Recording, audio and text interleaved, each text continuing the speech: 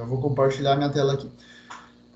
Então, vamos dar início, né, oficialmente aí a nossa semana de eventos integrados na UDESC. Então, uma iniciativa excelente aí, temos mais de 250 eventos. E aí a gente está feliz por vocês estarem aqui, né, terem escolhido a nossa palestra para começar aí essa manhã e que até não é diretamente relacionada provavelmente à área de vocês, mas eu acredito que interessa bastante, é um tema que vocês vão, eu espero que saiam daqui com bastante informação, né, científica de qualidade, que a gente preparou aí para vocês, né, e inicialmente a gente vai explicar como é que vai ser estruturada a nossa palestra e aí vamos trocando ideias, vamos ter um espaço para dúvidas, mas isso não impede que vocês também comentem durante a apresentação, isso é totalmente tranquilo. Vamos fazer uma conversa aí como se a gente estivesse lá na academia, né? Que o Rudolf estava lá sempre à noite, eu estava lá de vez em quando. Se a gente, vamos tentar lembrar aquele momento lá que a gente tinha, e que faz falta pra caramba, inclusive, né? Mas vamos dar início aí. Vou compartilhar minha tela aí, vocês me avisam se está tudo certo.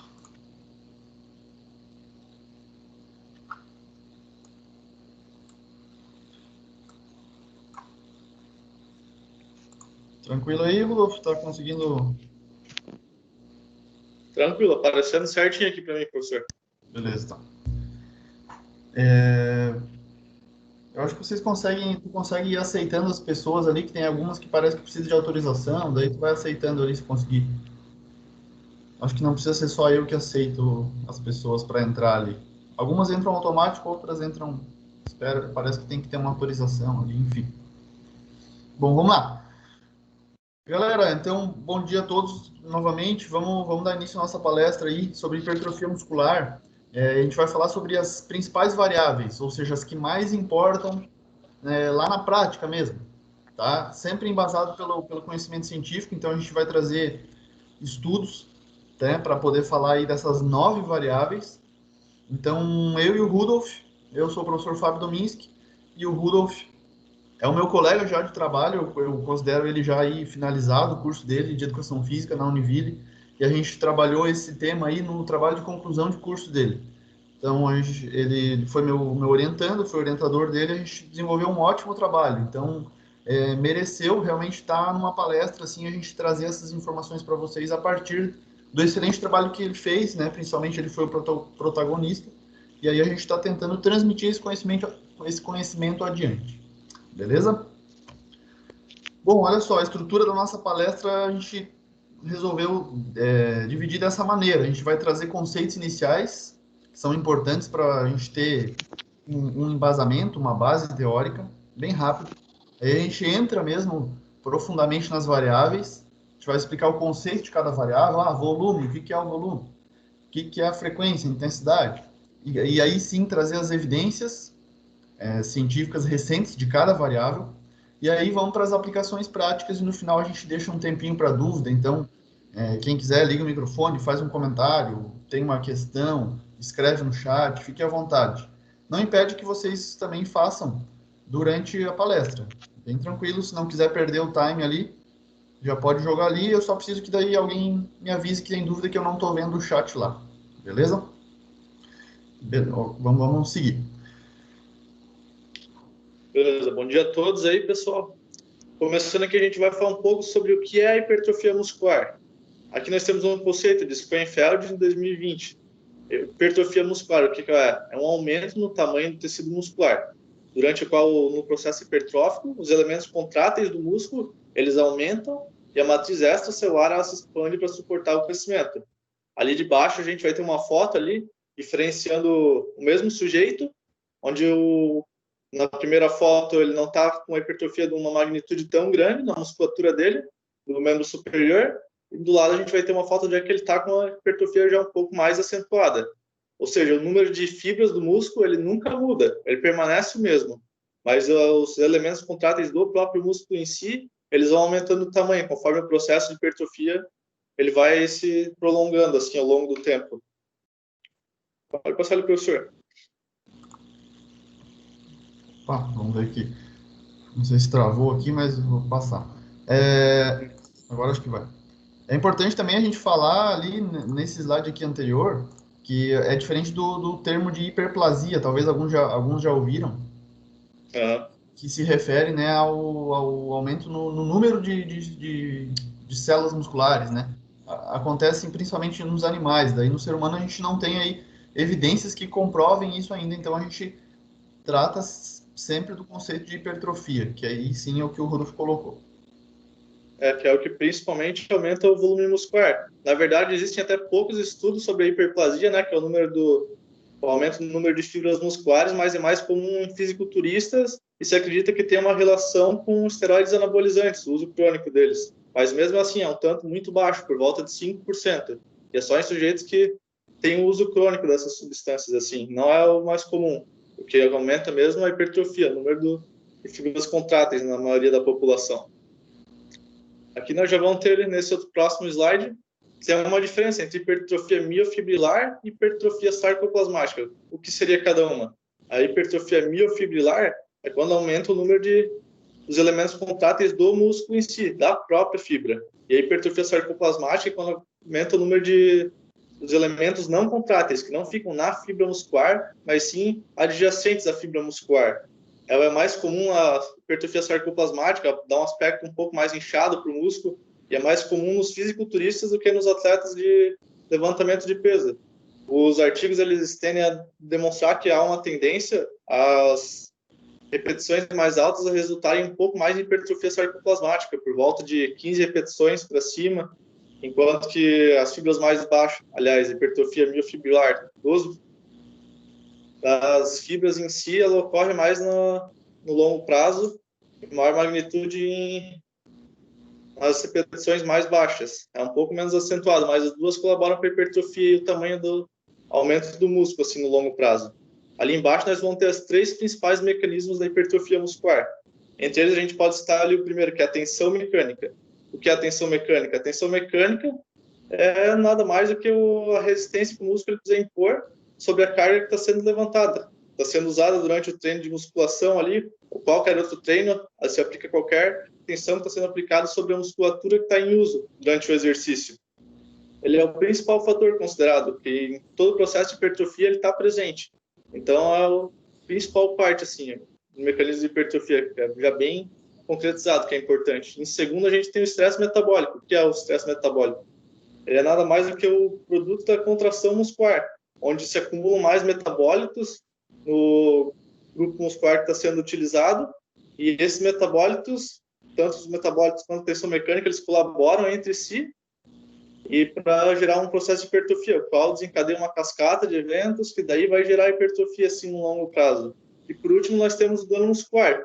Quanto à questão do dano muscular, aquela dor que normalmente quem está iniciando os treinos tem ela muito mais acentuada, que vai lá, treina, e nos outros dias acaba ficando com um pouco de dor, quando vai se alongar, quando vai fazer as tarefas do dia a dia. Assim, não existe uma documentação bem clara entre os dois ainda, entre a hipertrofia e o dano muscular. Existem estudos tentando comprovar, mas a gente já tem que o indivíduo, quanto mais velho, menor o dano muscular que é imposto sobre a musculatura dele. Ele ainda hipertrofia, mas não existe uma relação 100% direta, assim. O que é o dano muscular, ele acaba não sendo considerado algo 100% importante, mas ele acaba estando sempre presente na maior parte dos treinamentos, assim, principalmente nos atletas mais novos, nos que estão iniciando nos treinamentos.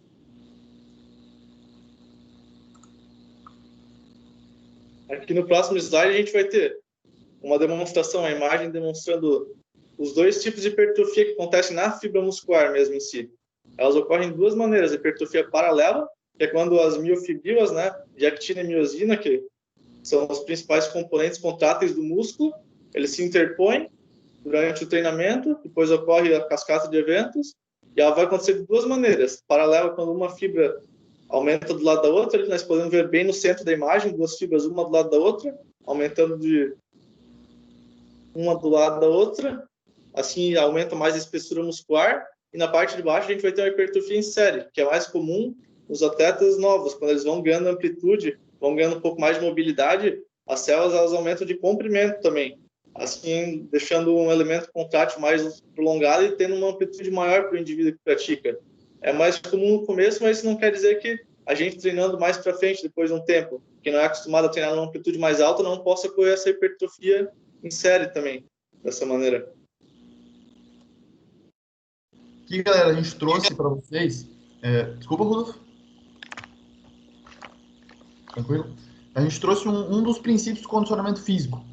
Tá? Então, isso é bem importante para a gente ter como base. Olha só como é que ocorre. A gente tem ali os princípios de sobrecarga e adaptação. Então, a gente precisa dar um estímulo inicial de treinamento, vai ser o treinamento de força, mas pode ser outras modalidades. Tá? Após esse estímulo, a gente tem uma exaustão pós-treino. Então, na verdade, a gente piorou o nosso condicionamento no curto prazo, né? É claro, só a gente vê. Pô, treinei peitoral hoje, Dia Mundial do Peitoral, segunda-feira. Amanhã eu vou treinar de novo, com certeza o meu nível de condicionamento vai estar um pouco pior ainda. Porque eu vou estar fadigado, vou estar exausto, com dor, né? Então, esse nível inicial que estava nessa linha de condicionamento aqui, ó, ele está um pouco pior, ele precisa de recuperação. Precisa de um período de 24 a 72 horas, muitas vezes, até 72 para se recuperar, né? Vai ser sono, vai ser alimentação, vai ser o descanso que vai poder iniciar o processo de supercompensação que a gente chama, que aí sim há uma melhora no condicionamento aí a partir do estímulo lá atrás, ó. Então a gente chega aqui num nível superior ao condicionamento que a gente estava antes. Mas isso vai depender da qualidade de recuperação e alimentação. Se a gente não continuar a fazer estímulos para fazer com que esse gráfico suba mais ainda, a gente evolui. Isso é o princípio do uso e desuso. Se a gente não utilizar os nossos mecanismos, enfim, as nossas estruturas anatômicas, a gente vai perder as adaptações que a gente conseguiu. Isso se refere à força muscular, resistência, à própria hipertrofia, ao tônus muscular, e aí a gente tem uma involução.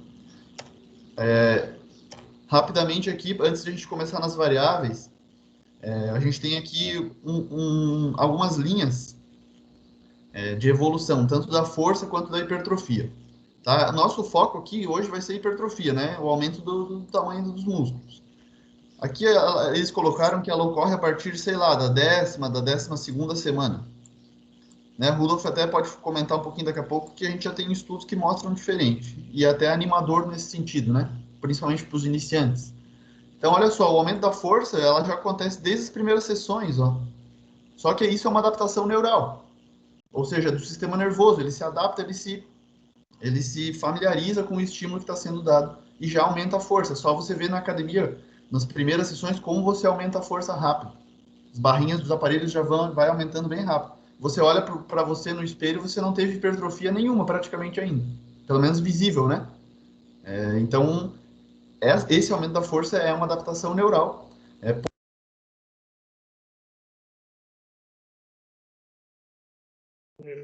Comentando um pouco ali, os estudos eles até mostram que num período até bem curto de 4 semanas, mesmo com um treinamento só concêntrico, né, uma parte do exercício já é possível ter a hipertrofia muscular das fibras em si. Até um certo tempo você acreditava que era mais força, mas realmente no período das primeiras semanas de treinamento, até por volta de umas 8 a 12 semanas, a maior parte dos ganhos são de força mesmo assim. Não é o músculo em si que aumenta de tamanho, mas sim a atividade do sistema nervoso e a maneira como ele age. Ele vai se aprimorando e ficando muito mais eficiente nas primeiras semanas de treinamento. Mas isso é uma adaptação muito mais do sistema nervoso do que fisiologicamente do tamanho ali das fibras musculares, que é a hipertrofia.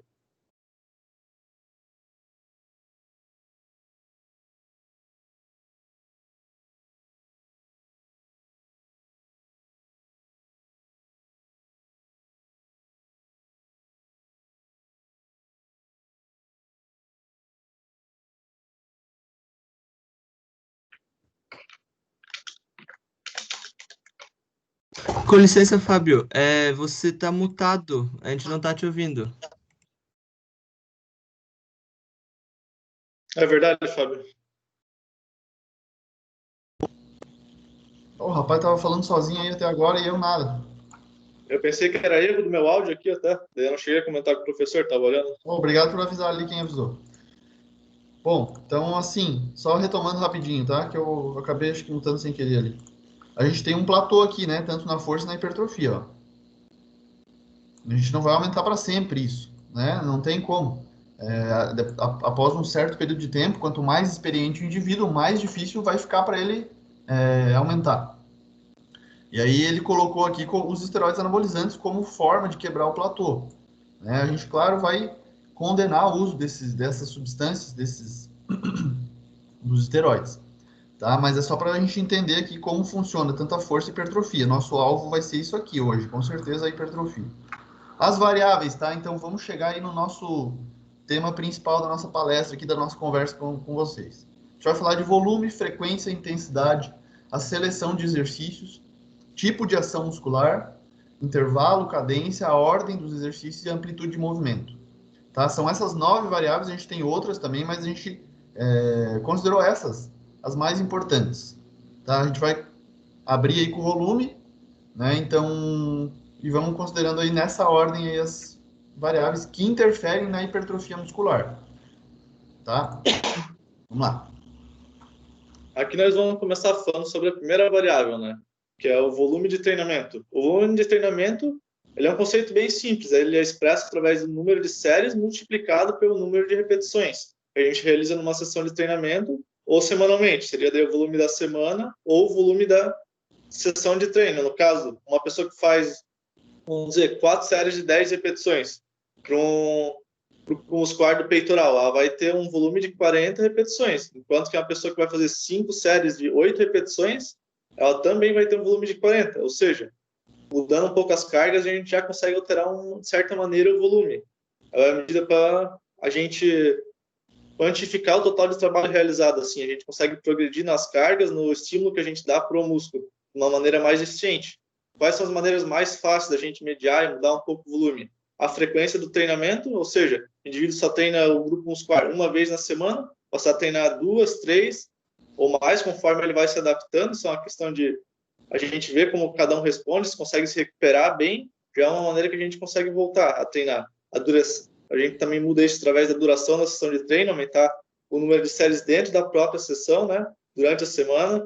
O número de repetições por série também é uma maneira de aumentar. Em vez de a gente treinar com uma faixa de repetições mais baixa, com uma carga mais alta, a gente pode botar um número de repetições mais alta. Vale lembrar que o volume ele é um pouco inverso com as cargas utilizadas. Quanto mais altas as cargas, mais próximo de uma repetição máxima, quando o treino está bem pesado, mais baixo vai ficando o volume. Isso também. E por último, a gente tem ali o número de exercícios realizados por sessões. A gente pode botar um número maior de exercícios diferentes, para a gente aumentar assim, um pouco o volume. Em vez de fazer 2 exercícios para peitoral, fazer 3, assim. A gente também pode alterar ali conforme as repetições e também as séries em cada exercício. É bem fácil de se manipular o volume, assim, e é uma variável bem importante.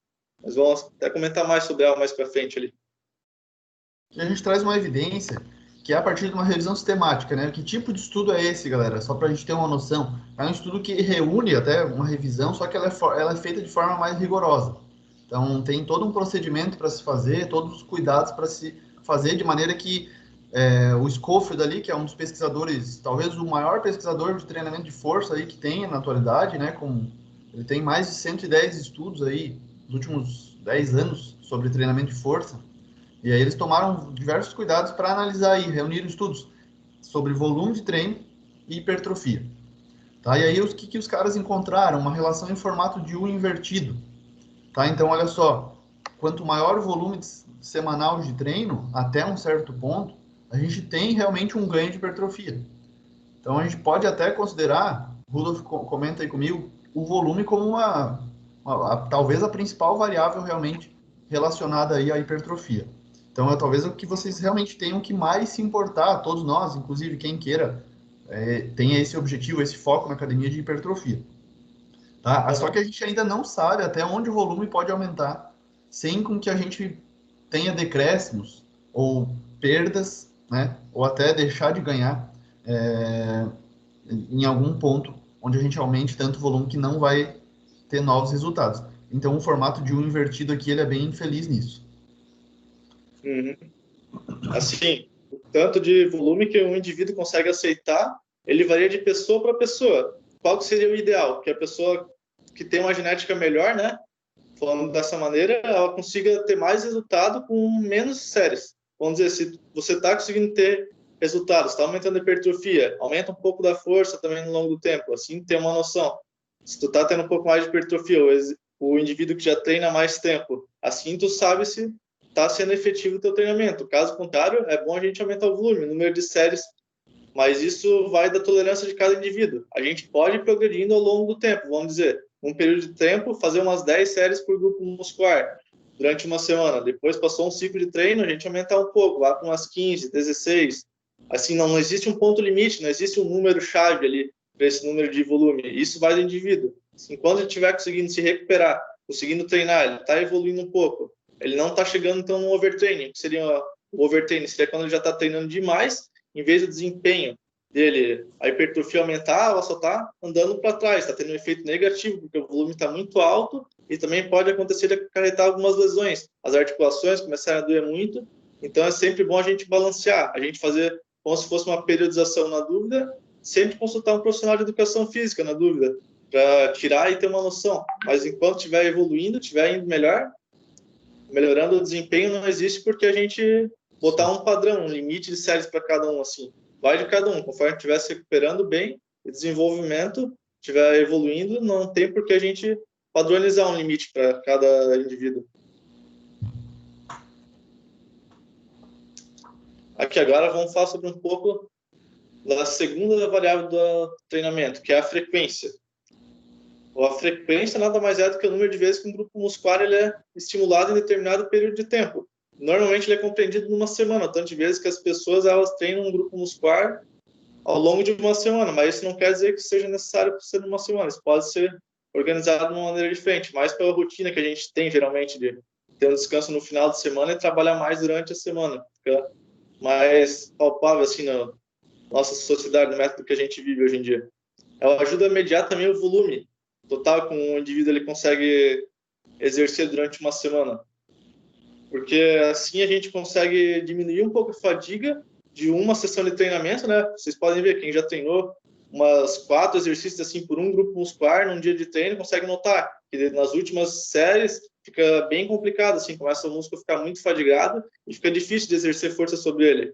Isso é um processo natural aí, que acontece com todo mundo. Então, às vezes, para a gente evitar essa fadiga, a gente vai ter um volume distribuído em mais de um dia da semana. Dessa maneira, a gente consegue dar mais estímulo e ter mais resultados, de uma maneira que fadigue menos o músculo. É mais fácil de exercer as repetições. E aí, também uma coisa que é bem comum ali, vamos trocar uma ideia ali,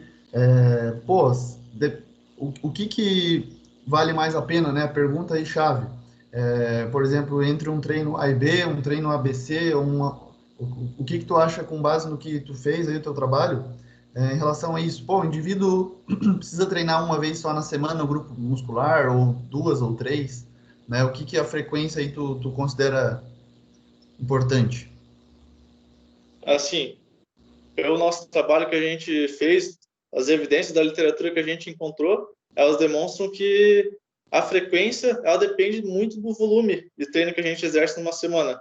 Até por volta de umas 10 a 12 séries por sessão de treino, parece não existir algo maléfico. Vamos dizer, indivíduo que realiza algo perto disso, a gente só encontrou um artigo de Amirtal e et al. Em 2017, que ele comparou indivíduos que realizavam 16 séries para um grupo muscular num dia e outros que realizavam 2 sessões divididas, né, de 8 séries por grupo muscular. O grupo que realizou 8 séries divididas em 2 sessões teve resultados superiores, mas também existem outros artigos que já não demonstraram dessa maneira. O que a gente consegue enxergar, quanto mais alto o número de séries numa semana para um grupo muscular, melhor ele fica-se mais dividido. Vamos dizer, até por volta de umas 12 séries talvez não seja maléfico para uma sessão de treino. A gente não tem nenhum deterioramento da performance dos resultados, mas quanto mais alto, vamos dizer, o indivíduo quer dar uma ênfase no grupo muscular, as séries vão progredindo, né, para aumentar o volume consequentemente, é interessante a gente conseguir dividir em mais vezes, assim, a gente treinando, o músculo estando recuperado, assim, não estando muito dolorido, né, não existe por que a gente não treinar de novo o músculo, isso aí vai da resposta individual de cada um. Eu acho interessante. Para quem, por exemplo, dá ênfase em algum grupo muscular, o indivíduo quer trabalhar coxa, quer trabalhar mais peitoral, né, de alguma maneira que é da ênfase, ele pode aumentar o volume e não colocar tudo numa mesma sessão, não exagerar o número de séries de exercícios numa mesma sessão, porque pode ser que aquele U invertido ele passe do ponto. Então, usar a frequência a favor disso. Dividir, né, esse treino semanal, que a gente geralmente considera a frequência semanal, como o Rodolfo falou, em 2 sessões, que aí vai dar tempo de recuperar, como a gente viu aquela curva lá, né, de estímulo, recuperação e aí a nova adaptação. Tá? Então, a frequência acho que tem um papel bem importante também, né? Claro, considerando sempre o volume. E aí a gente colocou justamente isso aqui, né? Olha só. Então não importa tanto, assim, a maioria dos estudos mostram que não importa tanto o número de vezes que você vai treinar por semana. E o que mais importa é que o volume seja equacionado, ou seja, se você vai treinar 1, 2 ou 3 vezes, considerando cada grupo muscular, o que mais importa é a quantidade de séries, de repetições que você vai estar fazendo, o volume, aquela primeira variável que a gente falou. Tá? Então, indivíduos avançados, bem treinados, assim como os iniciantes e intermediários, tanto alta frequência, ou seja, maior número de vezes na semana, quanto baixa, poucos dias de treino, resultam em ganhos similares, quando a gente deixa o volume equalizado. Tá? Intensidade agora. Toca a ficha, Hugo. Agora vamos falar um pouco sobre o que é intensidade no treinamento, na prescrição dele. Intensidade é a quantidade de resistência, né? O peso que a gente põe ao músculo durante uma contração muscular em cada repetição de um dado exercício que a gente está realizando. Normalmente ele é mensurado através do percentual de uma repetição máxima. Vamos dizer, se é um indivíduo ele consegue erguer 100 quilos para uma repetição máxima num leg press, 80% de um RM, assim, seria a intensidade. Vamos dizer, seria 80 quilos. É uma maneira bem fácil da gente expressar, assim, o que é a intensidade em si. Tem muita gente que confunde que é intensidade com a intensidade de esforço. Na verdade, quando a gente faz um treino que é um pouco mais puxado, tudo, normalmente as pessoas tendem a dizer que, pô, o treino foi intenso. Mas onde, na realidade, a intensidade é uma variável que a gente altera para a gente mudar um pouco as cargas. A gente consegue também alterar um pouco do volume, assim. Porque quanto mais baixa, mais um pouco longe de uma repetição máxima, a gente consegue trabalhar numa boa faixa de hipertrofia ainda e a gente não sobrecarrega tanto as articulações. De uma maneira longo prazo, assim, fisiologicamente, seria melhor a gente não treinar sempre perto de uma repetição máxima, porque ele sobrecarrega muito a articulação. E para a hipertrofia, isso não seria tão interessante. Ali também, a quantidade de resistência também é chamada de carga de exercício, ou carga de treinamento, né? Essa intensidade, que é a extensão na qual o músculo é sobrecarregado ou quanto de peso ele é levantado, abaixado ou sustentado, dependendo da tal ação muscular que é exercida. Também tem uma diferença entre uma repetição máxima ali, né? Que é o percentual de um RM para força concêntrica e excêntrica. Vamos dizer, para carga, a gente levantar uma carga, vamos dizer, a nossa intensidade é um pouco diferente da que a gente usa para segurar. A gente consegue segurar mais na parte excêntrica do movimento, a gente tem mais força do que na parte concêntrica. Também vale ressaltar isso, assim. Boa, isso aí a gente já vai comentar, galera, o que é essa fase excêntrica e a concêntrica logo a seguir, tá? Que é uma das variáveis também, tipo de ação muscular. Mas vocês já percebem isso na prática, né? Tem um movimento de cada exercício que é mais fácil, né? Você fazer força, você segurar, enfim, tá? Olha só, esse estudo aqui de 2017 mostrou que, ó, intensidades, ou seja, cargas, né? Vamos traduzir aqui para o peso que você coloca no exercício. De 30% a 80%, quanto maior esse percentual, mais carga tem, né? Mais próximo de 1 RM, que a gente fala que é uma repetição máxima. Essa faixa de intensidade de 30% a 80% são igualmente eficazes para a hipertrofia. Ou seja, não importa o indivíduo treinar tão pesado assim, considerando, claro, quando o volume, aquela primeira variável, é igual, é equalizado, equacionado, né? Então, por que seria não tão vantajoso treinar sempre muito próximo das cargas mais altas, né? Da intensidade mais alta? Justamente para preservar a saúde articular, saúde muscular. Ninguém aguentar sempre muito, muito pesado em relação à intensidade todo o tempo. Né? Hoje a gente vê falar de fisiculturista, que todo mundo aí, né, dá uma olhada nos caras. Hoje já tem uma linha totalmente diferente. Os caras não treinam sempre tão pesado e como o Ronnie Coleman fazia, né? Tem o documentário dele do Netflix aí que vale a pena a galera ver. Hoje a saúde dele está muito debilitada porque ele realmente treinava com intensidades muito altas, quase sempre. Então hoje a ciência já colabora para o fisiculturismo, já coloca lá que com intensidades mais baixas eles conseguem resultados muito bons também, até melhores talvez, enfim. Mas é bem possível. Tá? E aí, quanto menor a intensidade, ou seja, ali, ó, 30, 40% da carga que você utilizaria para uma repetição máxima, né? É preciso mais que essa repetição seja levada até a falha. E aí, o que é falha muscular concêntrica? É um momento do exercício que a gente vai ter que interromper, vai ter que falhar, né? Numa fase, que é a fase concêntrica, fase de encurtamento muscular, já vamos explicar ali, porque você não tem mais força para seguir. Tem técnicas para continuar? Tem técnicas para poder, né, levar além, aumentar o volume e ir além ali, mesmo depois da falha. Tá? Mas considerando falha muscular concêntrica, o conceito é esse, é você falhar realmente na fase em que está encurtando o músculo. Numa rosca direta, por exemplo, é bem fácil de visualizar, né? O indivíduo está fazendo a flexão do cotovelo aqui, uma hora ele vai travar. Geralmente, 90 graus, ele não tem mais força, considerando aquela carga, aquela execução, ele vai ter que interromper, tá? Dizendo ali um pouco, voltando um pouco ali na intensidade ainda para finalizar.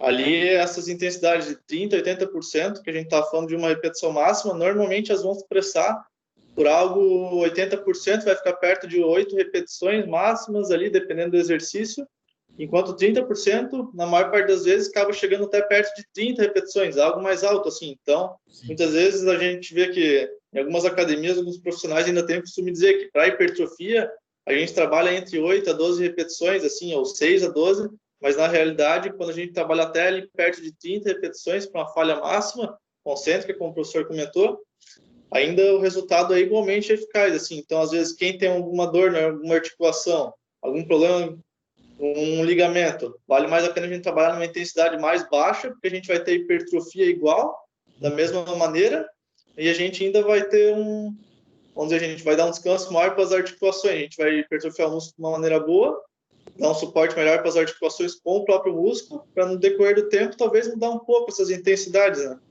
Dessa maneira ficar um pouco mais fácil da gente Bem exercer força lembrado, ali. bem lembrado. Outro comentário antes da gente ir para a seleção de exercícios é que, olha só, como a gente falou de falha concêntrica, na prática, galera, bem fácil de ver isso, né?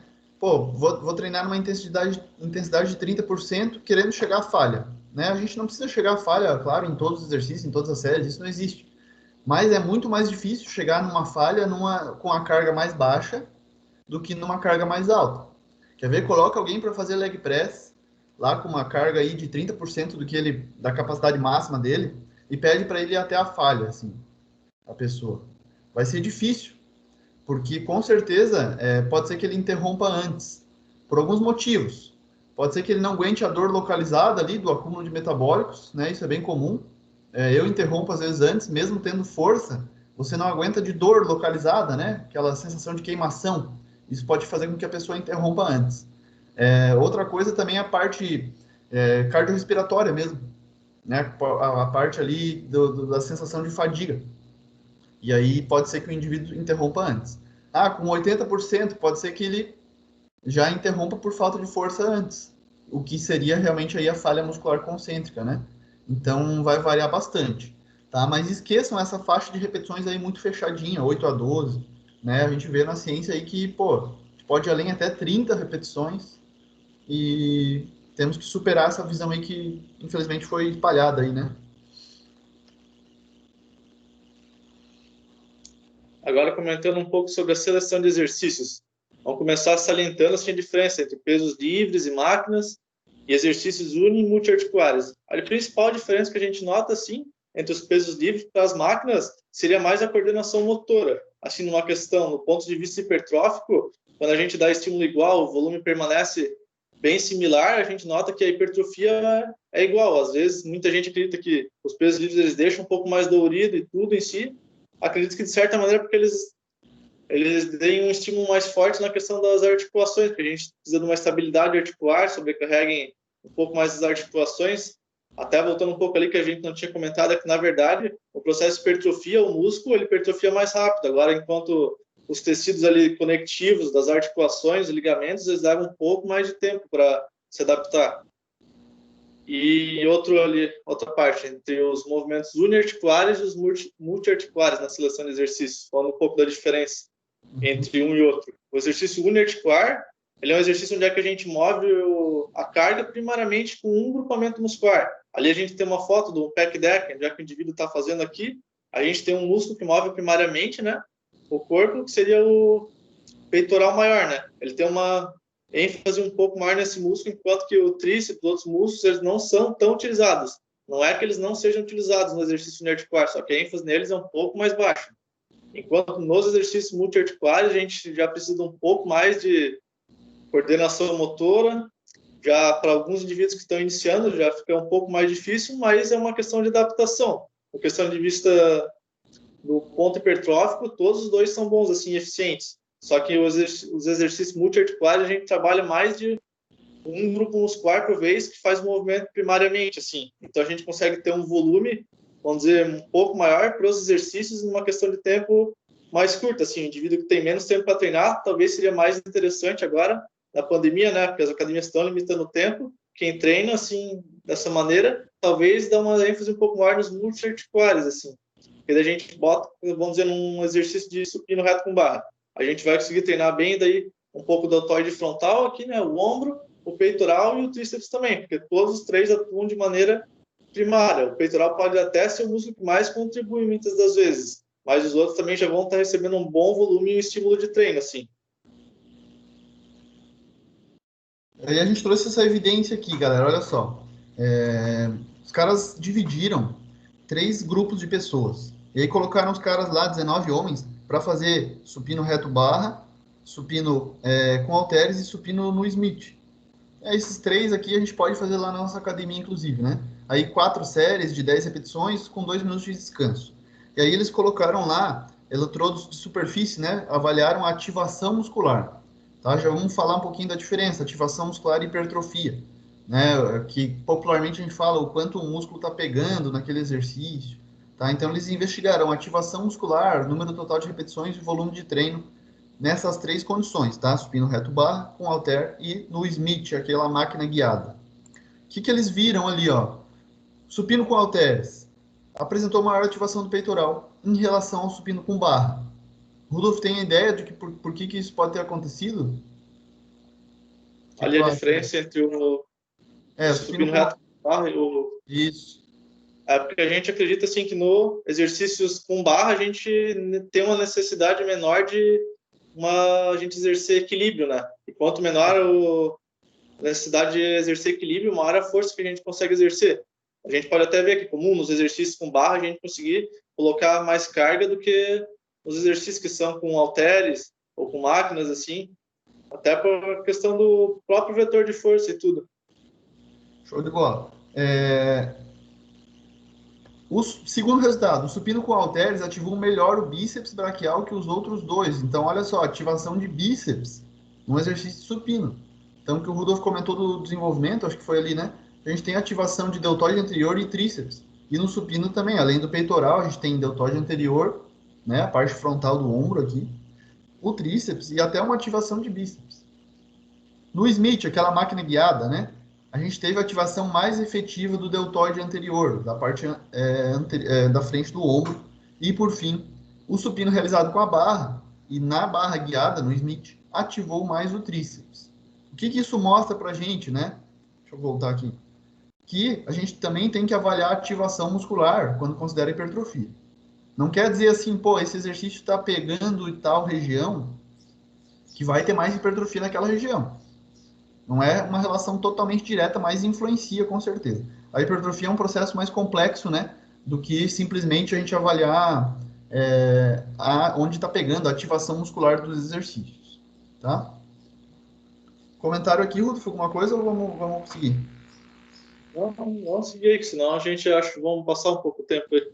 Hoje é 10 perguntas, o pessoal só comentar depois ali. Beleza. Aqui a gente viu assim, né, galera, esse artigo aí, que é até daquele pesquisador, o Brad Schofield, que a gente comentou, ele comparou homens que com já experientes no treinamento, que seguiam uma rotina fixa de treino, ou seja, tinha lá um treino certinho, eles seguiam aquilo toda semana, todo dia, né? E aí, outros indivíduos fizeram uma variação diária. O cara chegava na academia e tinha um treino diferente. O que mudou, né? Em relação à hipertrofia, à força máxima e à motivação, inclusive. É uma variável importante. Se o cara não tiver motivação, ele nem vai treinar, não vai ter hipertrofia, enfim. Olha só, quem variou diariamente o treino, no RM de supino e agachamento foi igual, ou seja, ambos melhoraram, mas não teve diferença entre quem variou e quem não variou o treino. Na motivação, olha só, isso aqui é esperado, né? A gente se motivar mais, talvez, com novidades, com novos exercícios diferentes. E aí a motivação foi maior em quem variou diariamente o treino. Hipertrofia também foi igual, ou seja, ambos os grupos aumentaram sem diferença entre eles. Isso mostra, né, que talvez para força e hipertrofia, né, a gente pode adotar ambas as abordagens, tanto rotina fixa quanto variação diária. A gente considera que geralmente para força, em determinado exercício, é melhor a gente adotar uma rotina fixa, né? Porque aí você realmente vai fazer mais, com uma frequência maior, aquele exercício. Pô, o cara que precisa treinar para um campeonato supino, que é subindo barra. Não tem muito motivo para ele ficar treinando com halteres, fazendo crucifixo. Ele precisa dar prioridade. Então, de certa maneira, ele precisa ter uma rotina fixa para desenvolver força naquele exercício lá de supino. Né? Isso é óbvio, até num ponto aí mais... Vamos para tipo de ação muscular. Agora vamos falar um pouco sobre o tipo de ação muscular. Os tipos de ações musculares eles são divididos sumariamente em 3 tipos diferentes, que é o exercício isométrico, que no caso é quando o indivíduo ele está parado num ângulo articular, né, vamos dizer, numa rosca bíceps ali, ele está parado com o cotovelo a 90 graus, e ele não está movendo, e isso seria um exercício isométrico, onde é que ele só está controlando a carga para ela não se mover em determinado ângulo de movimento. Tem o exercício concêntrico, né, que é quando a gente aproxima o músculo, contrai ele, as miofibrilas se interpõem, se tornam mais próximas, e o exercício excêntrico, que é quando a gente controla a carga numa descida, vamos dizer. Ali a gente consegue notar bem o que é cada uma dessas fases ali nas imagens. A fase inicial de uma rosca bíceps, né? O indivíduo está parado ali. A fase concêntrica, quando ele sobe lá para cima. A fase de transição, quando ele está trocando de uma parte para outra. E excêntrica, quando ele está controlando a descida do peso ali. A gente não vai ter uma imagem do exercício isométrico, mas é quando a gente vai ficar parado em determinado ângulo articular, assim, sem ter um grande movimento, assim, ou não notável.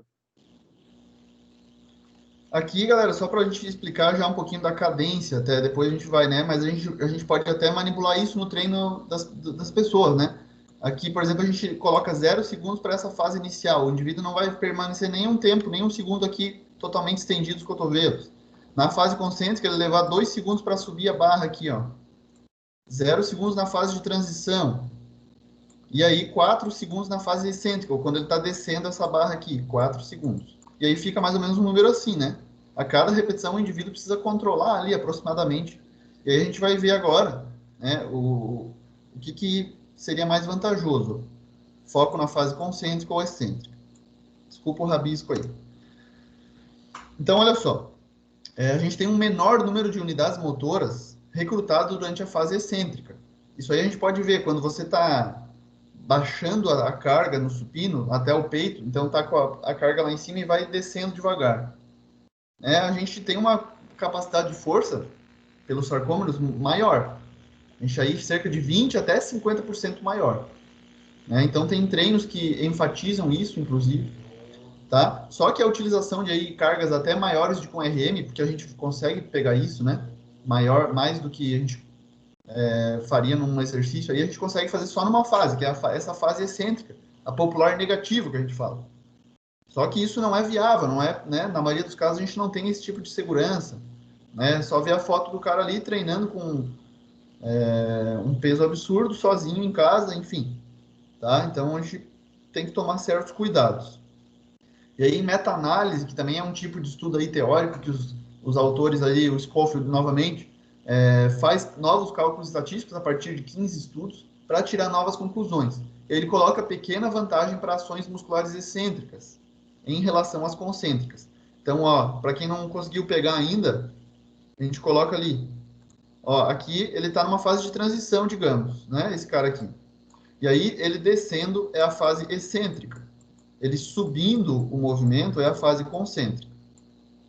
Tá? Só que a gente ressalta, é importante incluir tanto uma ação quanto a outra para gerar efeitos positivos na hipertrofia. Tá? Então, em relação ao tipo de ação muscular, acho que é isso, né, Rodolfo? Isso. Aqui nós vamos ter uma imagem com alguns exercícios que eles em si dão uma ênfase maior na fase excêntrica. Porque na maior parte das vezes eles são exercícios pesados e é complicado a gente fazer a fase concêntrica por si só. Às vezes a gente acaba precisando de uma ajuda, que é bom para a gente progredir. A gente nota que nos estudos mais recentes, as evidências demonstram que um pouco mais de ênfase na fase excêntrica em alguns exercícios ajuda a prevenir lesões. E essa, vamos dizer, essa sobrecarga um pouco maior, porque a gente conseguiria erguer na fase concêntrica, quando utilizado na fase excêntrica, a gente consegue alongar um pouco mais o músculo. Ou seja, o indivíduo que talvez já tenha uma musculatura mais encurtada, ele acaba se beneficiando. Na pior das hipóteses, a gente não perde nada. Então é bom trabalhar dessa maneira também, em alguns momentos. É um estímulo novo, é algo bom para a hipertrofia. Oh, peraí que eu acho que eu acabei desligando minha câmera, só um pouquinho. Uhum. Esses dois exemplos aqui, galera, só para ficar mais prático aqui, ó, flexão nórdica. O estudo aí já mostrou vários benefícios, principalmente para prevenção de lesão nos posteriores de coxa. Exercício difícil, complicado, né? Exige muita força dos isquiotibiais, a musculatura que está aqui, mas um exercício que tem um potencial para hipertrofia, para força, tá? Então, inclusive sem equipamento nenhum, né? Nos boxes de CrossFit, por exemplo, já estão adotando. Por quê? Porque lá não tem muitas máquinas, então as pessoas agacham muito, fazem muito exercício de agachamento, de afundo, de passada, e aí o que que é? Qual que é o problema? Ativa muito os músculos anteriores da coxa, e aí não tem um exercício localizado para a parte posterior de coxa, que a gente sabe que é importante. E aí a flexão nórdica é uma maneira, tá? Inclusive para fazer em casa, né? Claro, com o devido cuidado. E aí a flexão nórdica reversa parece que surgiu mais recentemente, os estudos são mais novos, que aí trabalha a parte anterior da coxa. Tá? Também mais ou menos no mesmo modelo, só que a pessoa não precisa de ajuda e ela vai para trás e volta. Tá? Um grau de estiramento de amplitude de movimento legal. Então, esses dois exercícios têm ênfase na fase excêntrica. Até porque a concêntrica é muito difícil, principalmente nesse aqui, ó. O indivíduo ele pode até no início conseguir controlar a fase excêntrica dele, a descida. Mas, com certeza, no começo desse exercício, ele não vai conseguir voltar sozinho. É bem difícil mesmo. Mas, claro, com o tempo o Rudolf já consegue, na verdade, fazer esse exercício sozinho e vai embora. Mas porque já está fazendo há muito tempo. Tá? Agora, comentando um pouco sobre o intervalo. Seria o intervalo entre as séries ou entre a troca de um exercício, a transição de um e outro, né? Ele é o tempo de descanso e recuperação dentro do próprio treino, já que a gente consegue recuperar a energia para realizar uma próxima série, o próximo exercício de uma maneira bem tranquila e bem efetiva, assim, com uma qualidade boa. Ele impacta diretamente na intensidade, ou seja, a carga total que o indivíduo consegue utilizar em cada exercício. A gente tem três divisões primárias, seriam os intervalos curtos, de 30 segundos ou menos, né? A gente vai fazendo uma transição para os intervalos moderados, que beiram entre 60 e 90 segundos, até uns 2 minutos e pouco, e intervalos longos, que daí são 3 minutos ou mais. O que vale ressaltar, assim, para a hipertrofia, que é bom, vamos dizer, dependendo do exercício, a gente alterar um pouco os intervalos. Agora, na pandemia, a gente tem um pouco menos de tempo, mas vamos dizer, exercícios que usam maiores grupos musculares, vamos dizer, um agachamento livre, um levantamento terra, um supino reto com barra, exercícios que usam mais grupos musculares, a gente vai necessitar um intervalo talvez um pouco maior. Mesmo a gente fazendo ele um pouco mais curto com a questão da pandemia, a gente não vai conseguir fazer perto de 30 segundos de uma boa maneira. Talvez o indivíduo que tem um pouco menos de força, que é mais novo no treinamento, não ergue uma carga tão alta, para ele seja mais benéfico ainda a gente usar um intervalo curto em um exercício que é um pouco mais pesado. Mas vamos dizer, quanto maior a carga, maior a força do indivíduo, também se torna uma necessidade para ele conseguir recuperar energia e fazer de uma maneira adequada o próprio movimento. Senão a gente acaba perdendo qualidade muitas vezes, acaba se tornando difícil. O ideal é a gente ver que está descansado e consegue executar uma próxima série de uma maneira boa, assim. controlado o exercício. E a gente colocou aqui, né, uma evidência de 2017 que sugere que intervalos menores, ou seja, inferior a 60 segundos, e mais longos, que aí seria o superior a 1 minuto, têm resultados similares na hipertrofia. Só que uma tendência maior a ganhos com intervalos maiores, justamente pelo que o Rodolfo falou. Intervalo maior te permite recuperar melhor, né, o sistema energético que vai precisar para mover aquela carga. À medida que o indivíduo vai ficando mais avançado, mais forte, aplicando mais intensidade, colocando mais peso, ele necessita, né, exercício com grandes grupos musculares ali, né, como o Rodolfo falou, um levantamento de terra, um agachamento, vai realmente precisar de um pouco mais de tempo, tá? A gente colocou isso aqui, né? Intervalos mais longos são consequências do uso de mais carga, ajudam a aumentar a tensão mecânica, que é uma das vias principais para a hipertrofia, tá? E intervalos menores geram maior estresse metabólico, também é um fator importante para a hipertrofia. Então, isso aqui o que mostra? A variação é bem importante, né? A variação tanto de tensão mecânica quanto estresse metabólico são estímulos importantes. O indivíduo não precisa ficar sempre pegando peso absurdamente. Ele vai variar e vai ter bons resultados, com intervalos curtos, intervalos longos, intensidade baixa, longa. E aí chegamos na cadência. Vamos comentar agora um pouco sobre a cadência. O que seria a cadência? Como o professor Fábio já comentou ali um pouco antes, seria o tempo para execução de cada repetição e cada fase também da repetição em si. Vamos dizer, tem um momento de transição da fase concêntrica para excêntrica, como a gente viu na rosca bíceps, de uma para outra também, movimento concêntrico, que é onde a gente faz a contração, em si aproxima as articulações e uma extremidade da outra, e a excêntrica, onde é que a gente vai alongar a musculatura, assim. Então, a cadência seria a soma desses 3 componentes dentro de uma repetição, o tempo total que se leva para a gente fazer, como o professor já tinha comentado ali antes. Ele impacta diretamente sobre o tempo que o músculo fica sob tensão durante um exercício. Vamos dizer, talvez a gente treine no método super slow, super devagar ali. A gente fazendo as repetições até perto de umas 8 repetições. Aliás, 8 segundos em cada repetição. Embora a tensão mecânica se torne um pouco mais baixa, né, porque a carga vai ter que necessariamente ser mais baixa, a gente também vai ficar mais tempo sob tensão. Então a gente acaba notando, como o professor vai comentar mais para frente, que o resultado ele se torna igual, de certa maneira, em determinados tempos, variando de um até o outro ali.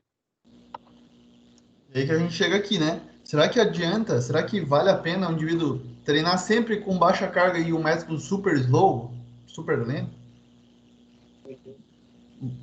O que a gente tem na evidência aqui, nas evidências é que meio segundo até 8 segundos de cadência por movimento ali, por repetição, resultam em hipertrofia similar.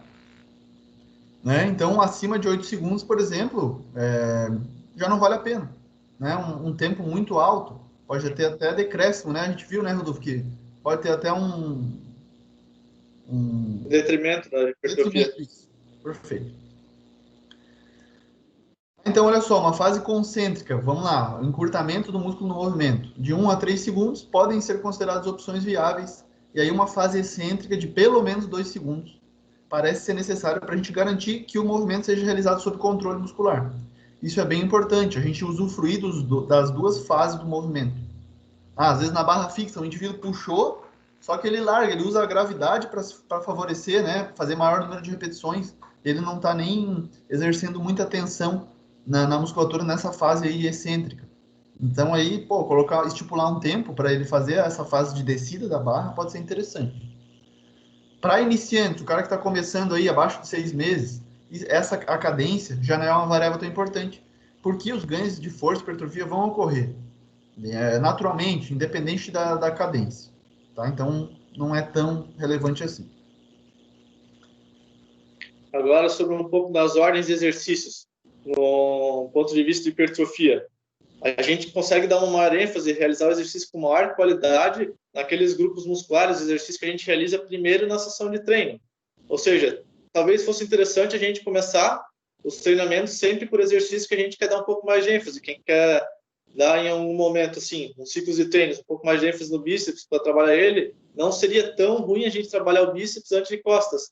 Por mais que sejam grupos musculares diferentes, a gente utiliza o bíceps nos treinamentos de costas seria até legal a gente poder dar uma ênfase maior. Ainda mais se o indivíduo tem uma dificuldade em si de desenvolver aquele músculo. No começo da sessão a gente tem menos fadiga e é muito mais fácil a gente colocar uma carga um pouco maior. Dessa maneira a gente aumenta um pouco o volume também. Dessa maneira a ênfase na hipertrofia de certos músculos fica melhor.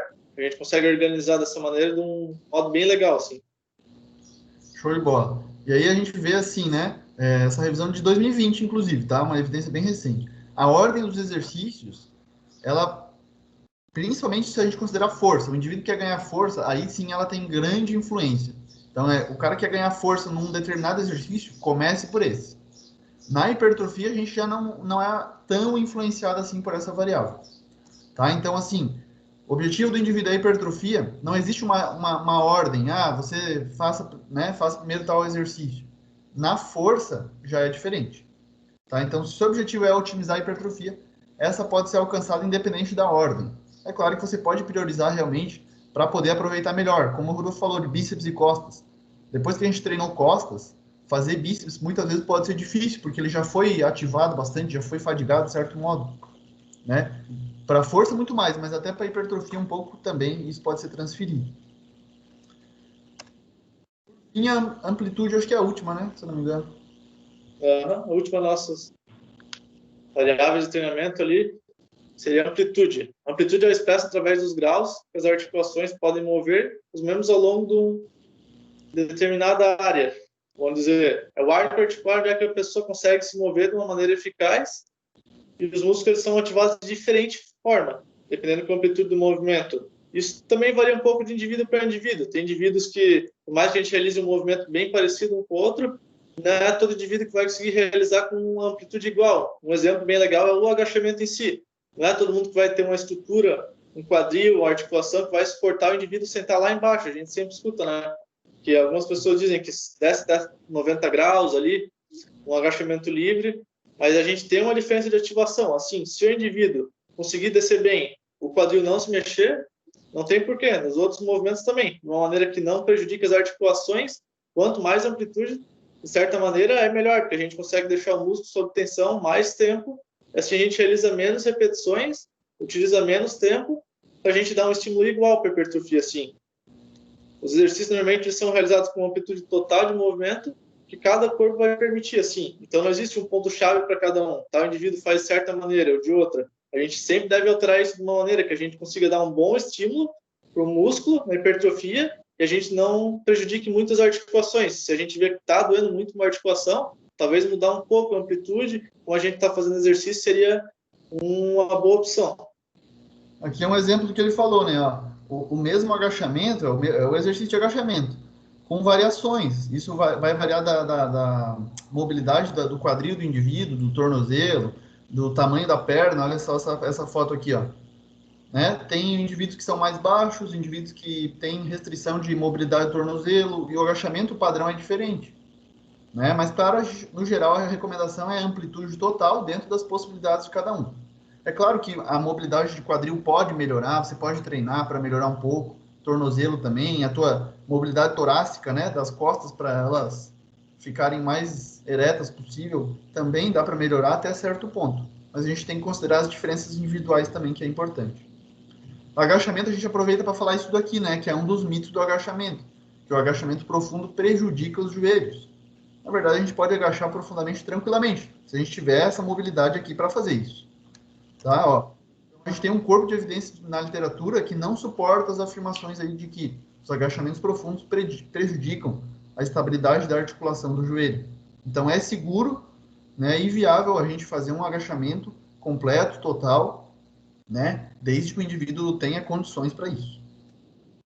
Rápido estudo aqui, ó, que mostrou da amplitude de movimento. Olha só, eles compararam 17 homens, 8 agacharam totalmente, fizeram um agachamento quebrando a barreira ali, a amplitude de 90 graus. Tá? Outros agacharam parcialmente, até 90 graus. Ó. E aí eles compararam o volume de adutor, músculo ali da virilha, popularmente, podemos falar assim, e o glúteo máximo significativamente após as 10 semanas de treino. O que os caras viram?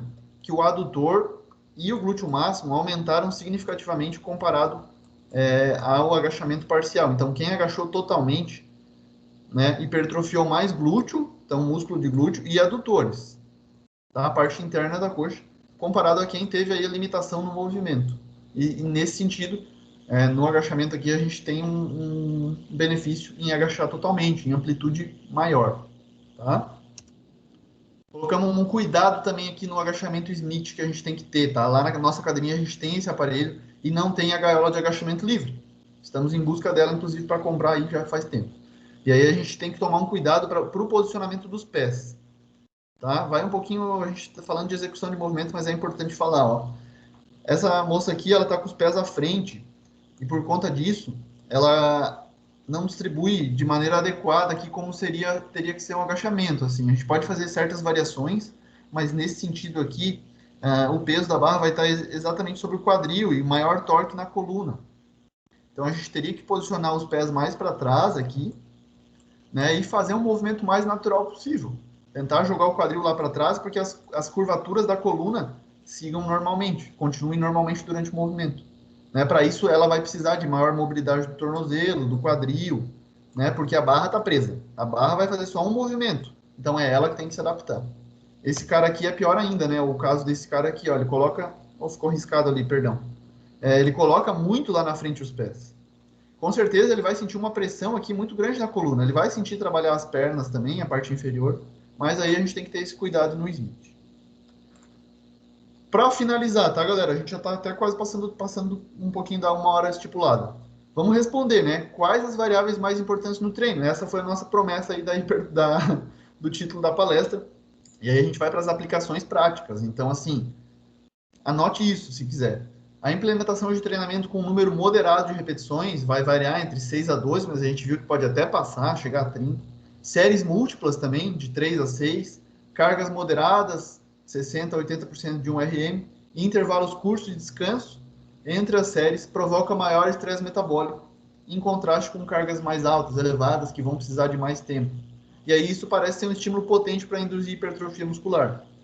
Um volume de aproximadamente 10 a 20 séries por músculo parece ser uma boa recomendação geral para metas relacionadas à hipertrofia, sendo então o volume uma das variáveis mais importantes no treino, né? Aqui a gente coloca um resumo rápido de cada variável, tá? O volume é a variável com a direta e mais clara ligação com a hipertrofia na literatura. A frequência tem um papel importante na distribuição justamente do volume. Não é, então, vou treinar mais vezes, vou ter mais resultado, e sim vai depender desse volume aí, número de séries, vezes o número de repetições. A intensidade de 30% até 80% gera uma hipertrofia muscular similar, né? Então, é uma notícia importante. E o Rodolfo continua aí com as outras variáveis.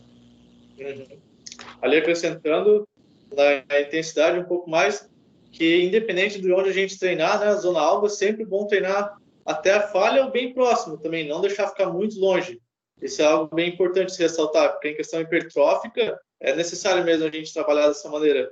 Pelo menos os indivíduos que não são iniciantes. Os iniciantes, eles não têm necessidade de treinar tão próximo da falha, assim, igual quem já é usuário intermediário e praticante é mais avançado.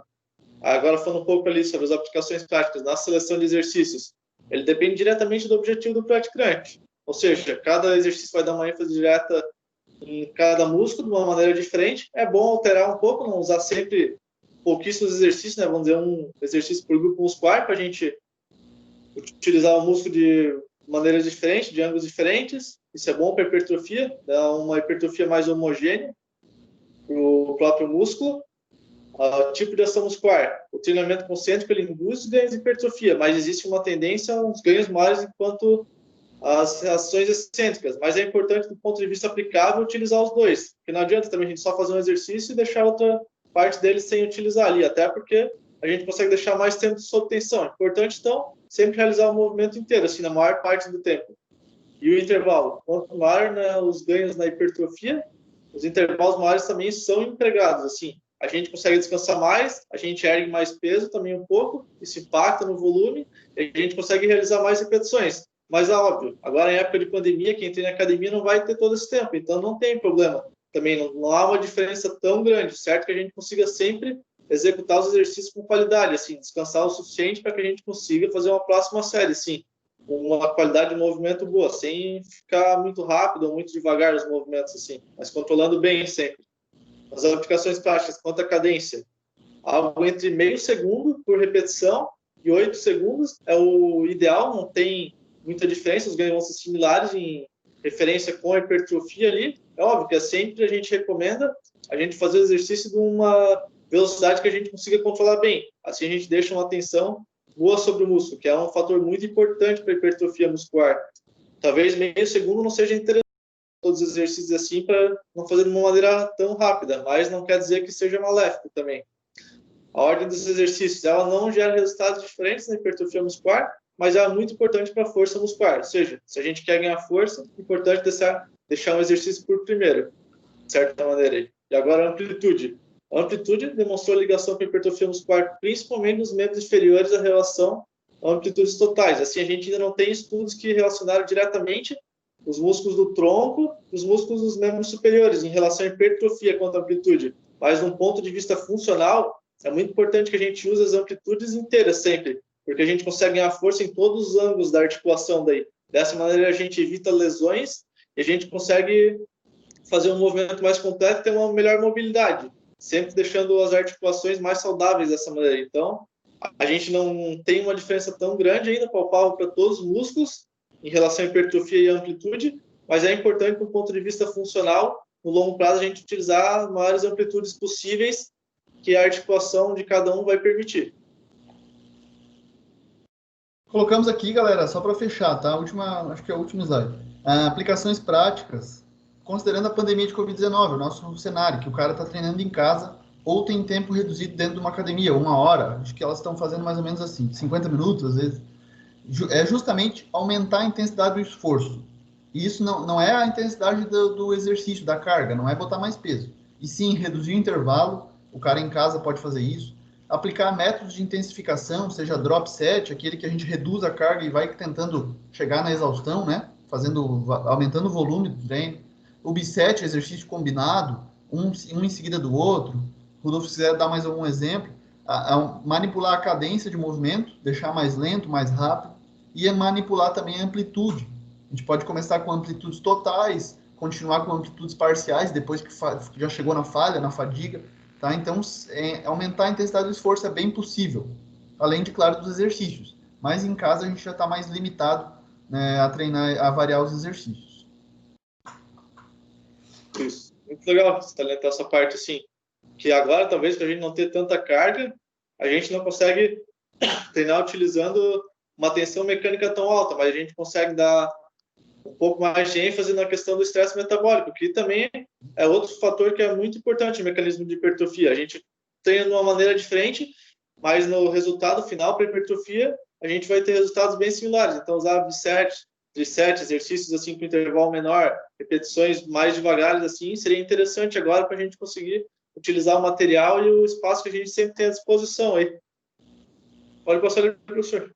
Agora, por último, ali, umas dicas. Tem os 3 canais aí que são bem legais, que a gente tem os profissionais de educação física e a gente consegue pegar umas dicas, eles explicando alguns exercícios sobre para a gente poder fazer em casa, porque tem muita gente que talvez está num lugar já que não tem academia na sua própria cidade, ou se tem, está fechado por causa da pandemia. Tem o canal do Will Detilli, que ele vai ter até uma playlist sobre treino, o nome da playlist é esse mesmo ali, treine em casa ou em qualquer lugar. Ele é um bom profissional, ele vai explicar sempre bem ali, mas qualquer dúvida, sempre que for possível, tente consultar pessoalmente um profissional de educação física, assim. Se está sentindo algum desconforto, qualquer coisa, sempre tentar tirar as dúvidas com o profissional. O Leandro Twin também, que tem uma playlist chamada Treino em Casa, e o outro canal que é o Calistenia Brasil. Esse a gente vai achar já só procurando no Google. A gente consegue ter uns exemplos de exercícios para a gente treinar com menos equipamento, só com o peso do corpo, talvez com uma barra numa praça, qualquer coisa, a gente usar a questão da criatividade ali. A gente vê o que é possível a gente fazer com o espaço que a gente tem à disposição nessa época de pandemia. Então, acho bem legal. Se quiserem dar uma consultada, assim, ó, eu recomendo. E aí a gente termina com as referências, tá? Eu vi que tem algumas dúvidas ali, já vamos responder, tá, galera? Deixei para o final aqui, porque a gente não... Eu estava vendo aqui pelo celular, e aí vamos já falar sobre as dúvidas aqui do pessoal, se ainda tiverem aí. A gente tem bastante gente aqui, tem 100 pessoas.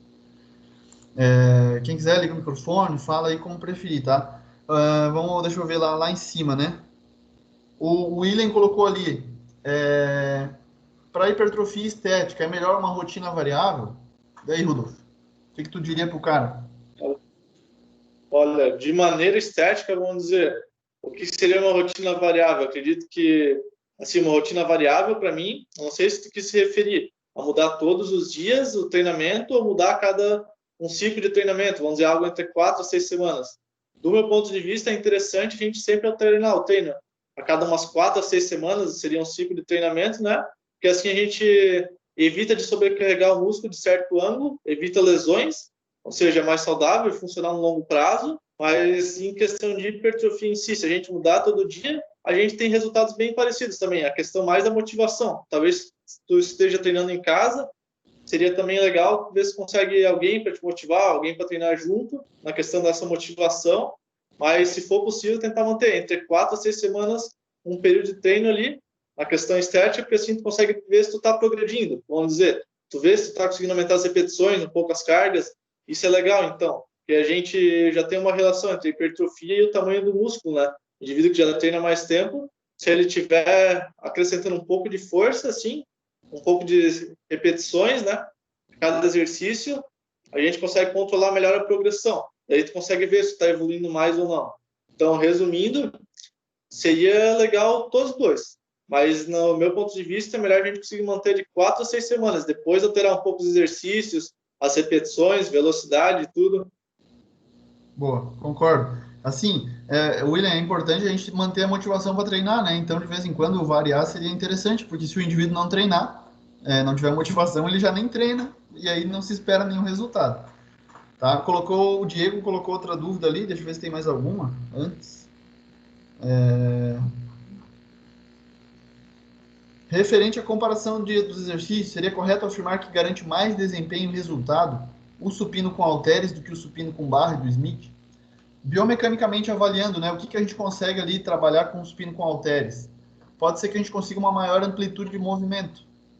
É só a gente ver, né? A barra vai bater no nosso peito e parar ali.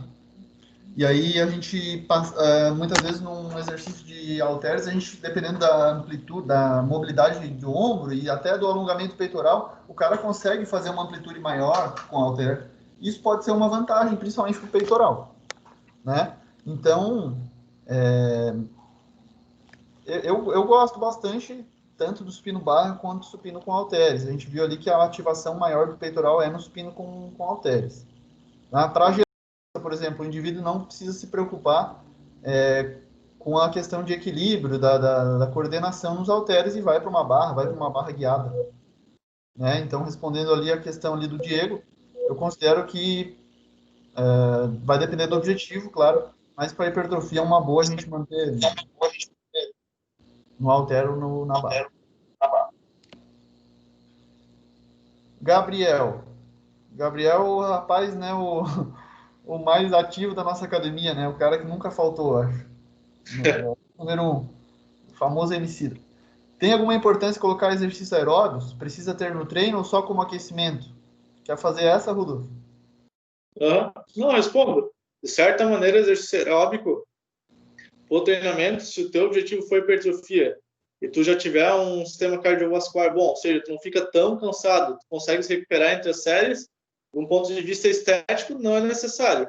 Mas, assim, não é ruim também. Ele faz bem para a saúde do coração, para a questão cardiopulmonar ali, o sistema do cardíaco e o sistema respiratório. Então, é bom, mas dá para ser usado como aquecimento sim, também, porque a gente tira, assim, o fluxo de sangue, que fica principalmente nas vísceras, vai um pouco mais para os membros. Não é ruim, mas não é também 100% obrigatório. Poderia fazer o próprio movimento em si como um aquecimento, porque a gente treinando, vamos dizer, com uma carga já um pouco mais alta, não tão leve, numa primeira série a gente consegue ativar o músculo e na próxima série a gente tem uma potenciação pós-ativação. Ou seja, o músculo ele fica um pouco mais ativo e a gente consegue exercer mais força, ou seja, um volume maior. Então, fica a teu critério. Assim, se tu quiser, para melhorar uma questão do teu cardiovascular, pode fazer, mas não é uma necessidade em si para estética. Se tu tem um cardiovascular que te permite treinar tranquilo, assim, sem passar mal, vamos dizer, sem aquela falta de ar acentuada. É isso que eu ia dizer, né? A gente tem aí bem comum nos treinos de perna, principalmente quem já tem um pouco mais de intensidade no treino, Parece que o coração vai sair pela boca, né? O cara tá agachando, fazendo um leg press ali, e realmente, às vezes, a parte cardiovascular, cardiorrespiratória, pode atrapalhar, pode limitar o teu exercício. Então, é interessante o indivíduo trabalhar um pouco nisso, né? Então, vai depender bastante aí de cada caso. E o Luciano colocou ali, faz 2 anos que faz o ABC, né? O clássico ABC. Seria interessante mudar agora para ABCDE, que é muito mais fracionado. A gente aí, um ABCDE vai trabalhar um músculo por sessão, né? Por dia, mais ou menos. Acho que é a divisão clássica. Pode ser interessante, Luciano, tá? Vamos lá, pode ser interessante. E aí vai depender do volume, né? Provavelmente tu tá treinando ABC, ABC, vamos supor, 6 vezes por semana. Tu vai ter uma quantidade de volume lá nesse treino aí por peito, sei lá, quantas séries, 20 séries na semana. É importante que esse volume seja mantido no ABCDE. Então você vai ter que dar um estímulo muito mais forte nesse dia aí, nesse treino A, por exemplo, que pode ser peitoral, mas pode ser qualquer outro músculo. Vai depender bastante do volume. Por exemplo, no meu caso, eu gosto de fazer um treino ABCD ou ABCDE porque minha recuperação é mais lenta, eu sinto isso. Vai do indivíduo sentir, eu fico com bastante dor muscular, geralmente. Então, varia bastante. O que o Rodolfo quer fazer algum comentário aí, Rodolfo, do ABCDE, não? Uhum. Assim, só comentando um pouco, eu acho que como a gente pode fazer, poderia deixar menos séries também por dia se tu quisesse, mas eu sempre preservo assim por usar os exercícios que a gente precisa fazer menos séries possíveis, assim. Fica a teu critério agora com o equipamento que tu vai ter ali, tudo, mas eu acho que jogar muitas séries numa sessão de treino com um grupo muscular não é interessante, porque daí a gente leva muito tempo para recuperar. E quando ocorre muito dano muscular, ele não é benéfico para a hipertrofia. Então, vamos dizer, se tu tivesse algo por volta de 14 ou 15 séries para um grupo muscular num dia só, eu acho que seria talvez mais legal já distribuir um pouco em 2 dias. Depende do tanto que tu vai treinar cada dia, assim. Tá, boa. Deixa eu ver aqui que o meu... O Giovanni mandou um vídeo ali, um link, que ele coloca ali que aeróbico pode ajudar na hipertrofia. Eu não vi ainda, né, Giovanni, mas vou dar uma olhadinha. E provavelmente ele falou aeróbico pode ajudar na hipertrofia, eu acredito, justamente por essa questão ali que a gente falou, né? Por aumentar a capacidade da gente ir além do limite, não limitar a nossa execução de exercício pela parte aeróbica, né? Acredito que possa ser isso. Não sei se o Rodolfo já viu esse vídeo aí, mas... Não sei a questão do vídeo, mas assim o papel do aeróbico na musculação, assim na hipertrofia, eu vejo que ele é importante sim, a gente ter um sistema aeróbico bom, mas não tem a necessidade de a gente também ser um atleta, né? Vamos dizer, ter uma respiração tão boa assim, vai do tempo de cada um. Se o indivíduo tiver tempo para treinar aeróbico, ele tiver o gosto por isso, não vejo por que não. Assim, porque durante a musculação a gente não usa tanto o oxigênio para realizar os movimentos, não é uma ênfase tão grande nesse sistema oxidativo, mas para recuperar a energia de uma série para outra, a gente é somente através do sistema aeróbico. Então, ter um sistema aeróbico ajuda na recuperação, a gente provavelmente então teria mais energia e conseguiria realizar mais repetições e se recuperar mais rápido. Então, do ponto de vista hipertrófico, ele tem benefício sim. Ó, o Rafael colocou ali justamente o que tu acabou de falar, do treinamento concorrente. Então, isso é uma variável importante. Uhum. Justamente isso, porque a gente, muitas vezes, um treinamento pode concorrer com o outro. E por isso a gente precisa organizar bem, dividir bem o treinamento. Quer ver, por exemplo, treino de flexibilidade e força, né? Aeróbio e força também. O indivíduo quer ganhar flexibilidade, ele pode também se alongar, ele pode fazer várias séries. A gente vê melhor, e as evidências apoiam isso, que ele faça isso longe do treinamento de força, em período oposto ou em outro dia. Porque o indivíduo alongar um pouco antes do treino, ele pode perder força. Se o alongamento for ali acima de 1 minuto, um tempo já um pouco maior, né? Então, é um treinamento concorrente, seja aeróbio, seja um treinamento para ganhar flexibilidade, a gente tem esse tipo aí que concorre. Vai do indivíduo priorizar realmente, dele dar ênfase naquilo que o objetivo maior dele é a hipertrofia, beleza, precisa treinar para hipertrofia, precisa fazer o que tem que ser feito para isso. É importante. Também a gente não vê isso como um vilão, né? Tem muita gente que acha que se a gente fizer 2 tipos de treinamento, a gente acaba perdendo muita coisa, mas na realidade isso depende da magnitude que tu usa, vamos dizer. Assim, o que a gente vê. na literatura, pelo que eu já li, por volta de 2 horas assim, de aeróbico durante uma semana, dividido talvez em umas 3 sessões de 40 minutos no máximo, né? Coisa que já é bastante coisa, assim, já não tem um impacto tão grande na hipertrofia. Mas depende do momento, né? Se a gente realizar antes de uma sessão de treinamento de membros inferiores e fazer esteira, bicicleta, talvez a gente fique um pouco fadigado. Então, diminui o volume. Então, tem essa maneira também. O que a gente nota é que a cascata de eventos, assim, né? Os resultados que o corpo media, eles têm por volta de 12 horas de intervalo entre um e outro. Ou seja, se conseguir dividir 12 horas do teu treino aeróbico do hipertrofia, não seria perfeito, mas também não tem necessidade de a gente deixar tão longe um do outro. Depende do grupo muscular que a gente usa, né? E aí a Disney fez uma questão ali, que se a gente pode sugerir o nome de algum aplicativo para treinamento em casa. Tens alguma sugestão aí, Ruf? Não, alguém está usando? Eu, particularmente, só tenho utilizado para corrida. E aí, para o treinamento de força, eu não sei dizer nenhum agora, no momento. Tens algum, não? Olha, pior que assim, vai ter vários aplicativos que eles têm um bom padrão, assim, um suporte, algo legal para a gente ver os exercícios, o método de treino, mas o que eu vou dizer para cada um? Pode pegar, baixar vários, eu não tenho um específico para indicar, mas é bom a gente adaptar à realidade nossa também. Vamos dizer, talvez vai ter exercício que a gente vai conseguir fazer muita repetição, no agachamento só com o peso do corpo. Ou seja, vai passar de 30, 40, assim a gente já começa a perder um pouco de hipertrofia. Se o objetivo for hipertrofia, então é legal a gente conseguir pegar os exercícios que eles botam ali, se forem exercícios que não machucam, né, as nossas articulações, que a gente se sente bem fazendo, né, é um movimento bom, não tem por que a gente evitar. Acho que a gente pesquisando ali no Play Store, na App Store, a gente consegue achar bastante aplicativos. Daí, se quiserem aplicar relacionando com o que a gente conversou aqui hoje, seria o mais interessante de tudo.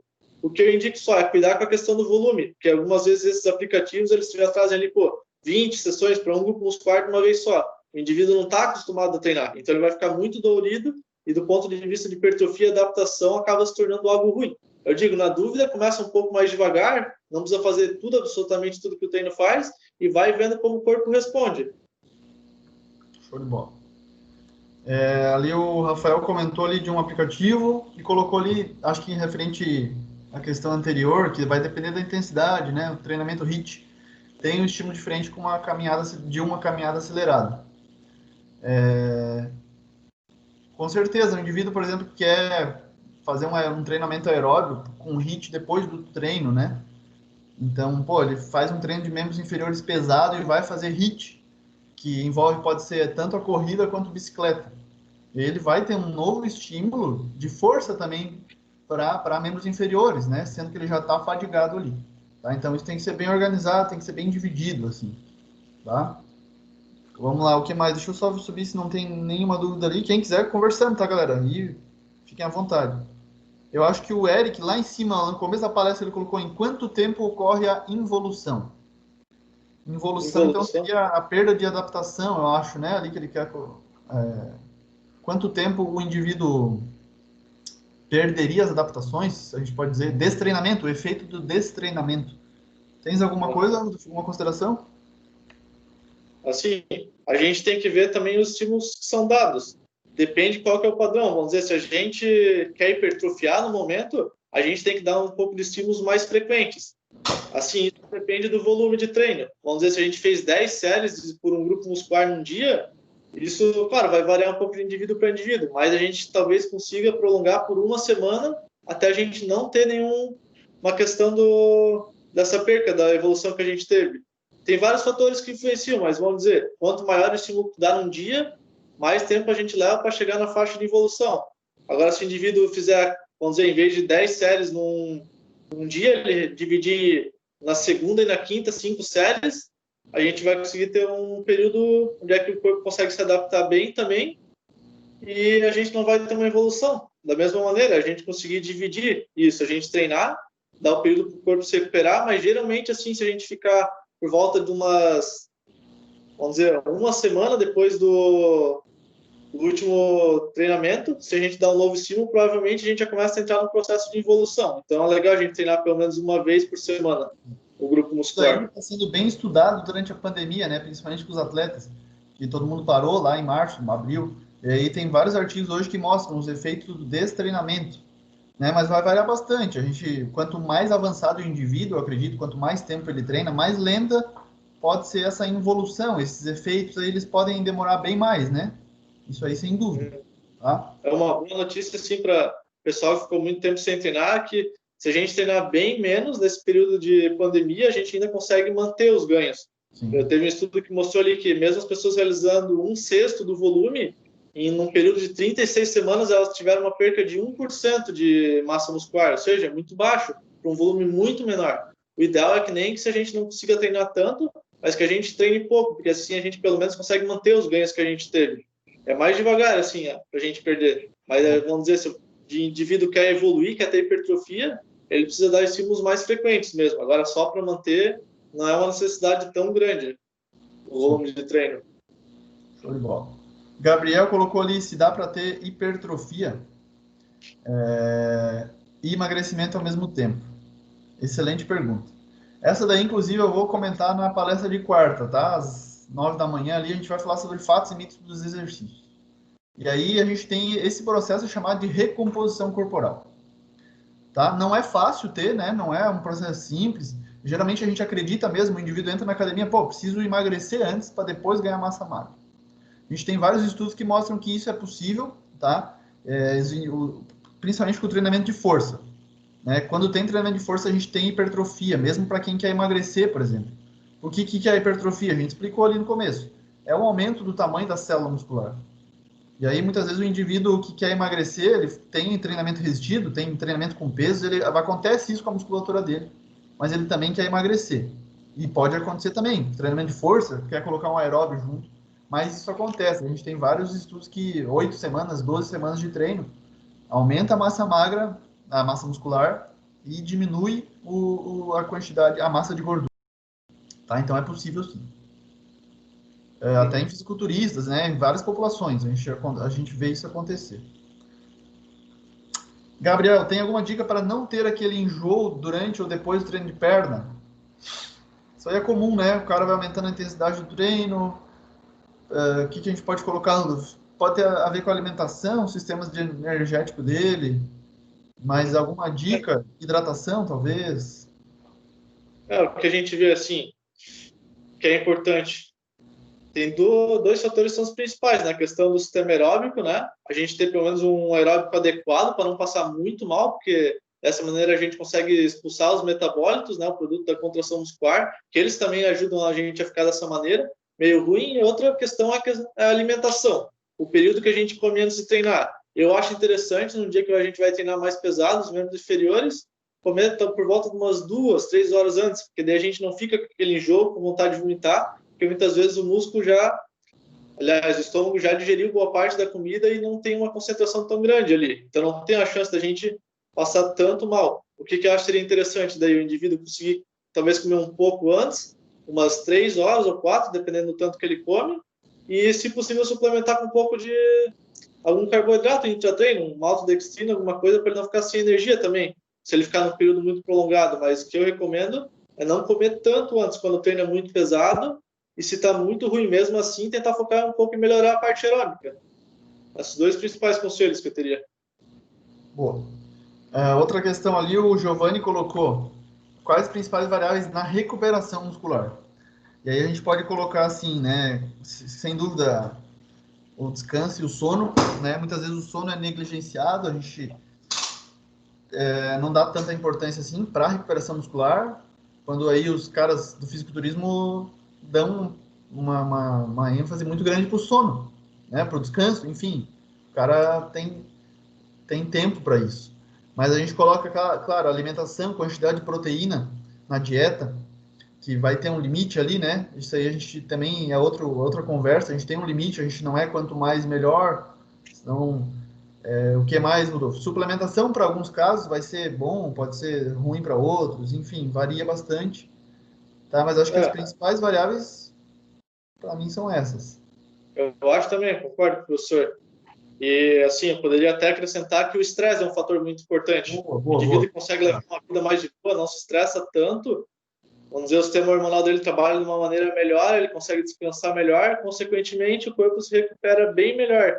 dessa maneira. Então, o que é interessante é tentar levar uma vida já que ele consegue descansar, dormir bem, não se estressar tanto com as coisas, porque isso realmente, quanto maior o estresse, maior também a dificuldade de se recuperar do corpo entre as sessões de treino. Cortisol, né? A gente tem a situação do cortisol muito alto, em níveis elevados a gente pode ter aí perda de massa muscular, massa magra. Então, realmente, bem lembrado a parte do gerenciamento do estresse, né? Isso. O Gabriel, né, colocou ali, tempos de faculdade, da nossa faculdade, vocês conseguiam treinar e estudar? Se sim, alguma dica. Então, da nossa experiência, acho que é uma pergunta aí da nossa experiência. Na minha graduação, eu trabalhava na academia também, treinava, estudava. A dica é tentar planejar, eu acho assim. O indivíduo se organizar. Você se propõe lá a treinar um número X de vezes por semana, também tem um plano B. Não deu na segunda-feira, na terça, tenta acumular o volume que você ia treinar naqueles 5 dias por semana em 2, 3 sessões. Não tem problema isso. A gente vê que não tem problema nenhum, tá? Não sei, Rudolf, alguma outra dica? O que diria é tentar encaixar na tua rotina aquilo que tu vai conseguir se adaptar e tu vai aderir, né? Vamos dizer. Também não tem muitas vezes porque a gente querer fazer o perfeito. Se tu botou uma sessão de treino lá que o teu treino está disponibilizado em 5 vezes por semana, teve um dia que tu não conseguiu ir. Cara, não tem problema. O negócio é o cara não estressar. Porque a maior parte dos estudos, os indivíduos não conseguem frequentar 100% das sessões e mesmo assim eles têm resultados bem similares. Não também se culpar tanto. Cara, fazer o que for possível e botar aquilo que a gente consegue aderir. Se conseguir treinar em 30 minutos, faz um treino que seja de 30 minutos. Se consegue 1, 2 vezes por semana, tenta adaptar nisso aí, mas nunca deixar de treinar, assim, tentar manter o hábito. Até porque faz bem para a saúde e para a gente estudar também, para a graduação, faz bem para o sistema cognitivo, saúde, então a gente acaba colhendo muito mais benefícios do que malefícios. É sempre bom a gente tentar manter, pelo menos. Boa, a Patrícia fez um comentário interessante. Valeu, Patrícia. Ela coloca um planejamento semanal. Cada semana vai ser diferente. E realmente, a gente tem imprevisto, tem aula, tem uma reunião, tem trabalho. A semana, embora seja legal a gente ter, de certo modo, uma rotina de treino ali, nem sempre é possível. Essa não é a nossa realidade, né?